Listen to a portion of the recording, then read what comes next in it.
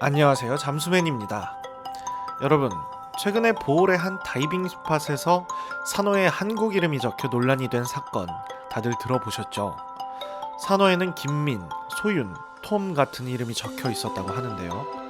아무래도 이 중 김민과 소윤은 한국 이름 같은데 이 사건 어떤 사건인지 자세히 알아보겠습니다. 그리고 이번 사건이 아니더라도 사람들이 산호를 어떻게 해치고 있는지 함께 알아보도록 하겠습니다. 지난 2일 필리핀 보홀주 지역 매체인 보홀 아일랜드 뉴스는 스노클링 명소인 버진 아일랜드 입장이 무기한 금지됐다고 보도했습니다. 아우멘타도 보홀주 주지사는 기자회견을 통해 관련 정부 부처에 버진 아일랜드의 무기한 폐쇄를 권고할 것이라고 밝혔는데요. 과연 무슨 일이 있었던 걸까요? 보홀섬의 부속섬인 버진 아일랜드는 푸른 바다와 흰 모래사장으로 뛰어난 경관을 자랑하는 곳입니다. 우리 한려해상 국립공원처럼 필리핀 국가 차원에서 환경 보호를 받는 곳이기도 합니다.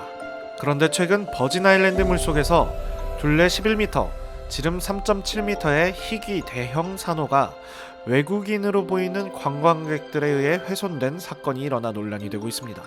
산호에는 알파벳 대문자로 소윤, 김민, 모작, 카고, 하로, 레, 톰 등의 이름이 1mm 두께로 새겨져 있었다고 하는데요. 이 중 김민과 소윤은 한국인이 명백한 것 같죠.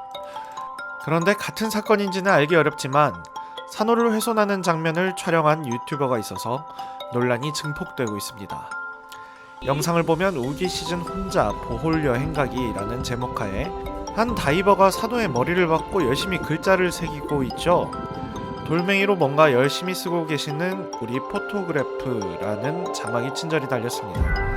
알파벳이 새겨진 산호를 배경으로 열심히 내 이름을 써주셨다라는 자막도 달렸네요. 지금은 유튜브에서 해당 영상이 검색되지는 않는데요. 정말 황당하고 처참한 일이지 않을 수 없습니다. 물론 이 같은 일이 이번에 처음 일어난 건 아닙니다. 다이버와 스노클링 관광객에 의해 산호가 파괴되는 일은 자주 있었고 늘 문제제기가 되어 왔습니다. 지금 보신 영상은 한 스페인 다이버가 촬영한 영상인데요. 이번 사건과 마찬가지로 산호에 글씨를 적는 것을 보실 수 있습니다. 수잔이라는 이름이 적혀 있네요. 본인의 이름을 자랑스럽게 적어놓은 모습입니다. 저렇게 직접적으로 산호를 파괴하지 않더라도 스노클링을 하면서 바닥에 있는 산호들이 파괴되는 경우가 허다합니다. 지금 나오는 영상을 보시면 핀으로 바닥을 마구 긁어대고 있죠. 모두 산호가 파괴되는 행위들입니다.